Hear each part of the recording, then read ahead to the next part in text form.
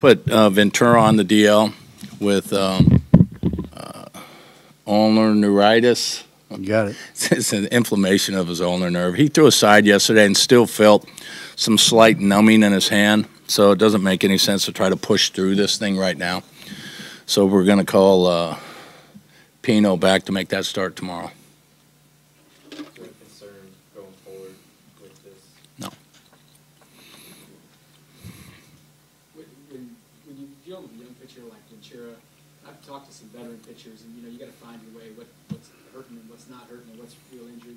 Is he still kind of finding his way through that stuff? Nah, this is something that could, if you continue to try to battle through it, can get worse. It's an inflammation of the ulnar nerve, which creates weakness and numbness in his hand, and it's not a major inflammation, but the best thing to do in this case is just to knock it out, get it, give it time to get out of there, get that fluid out from around there that's causing that inflammation, and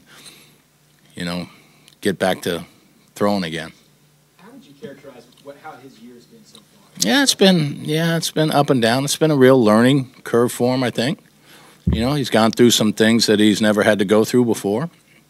And, a lot of those things, even though they're tough to go through, they're great learning processes, to learn how to deal with situations and deal with adversity and how to handle it at the big league level. So, some of it, most part, all of it's been good for him.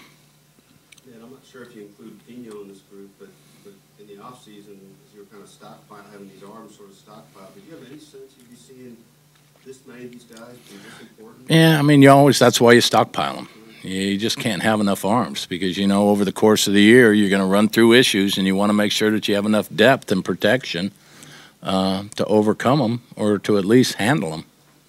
Do you feel fortunate to be where you're at, knowing that you're leaving spring training, you're 1 and 2 right now, are both on the DL and haven't given you what you thought they would so far? Yeah, no, I don't really feel fortunate. I feel like, Dayton did a great job of setting the table for things like this to happen, and we can get through it, in good fashion, Earlier in the year, it was suspensions and this and that, and now some, minor injuries that, take a couple of weeks to get over. But because we have the depth, we do not have to push those guys through those times. I mean, probably each and every one of these guys, Duffy included, maybe Vargy, they could, if it was late in the year, they'd probably be pitching through some of this stuff. But, because we have the depth and we have the confidence in the people like the Blantons and the Youngs, we can go ahead and take care of it now and be better off for it in the long run. I think a lot of people, or a lot of these kids that were drafted, when their name was called, being drafted by the Kansas City Royals, were excited because, we have a good thing going on here.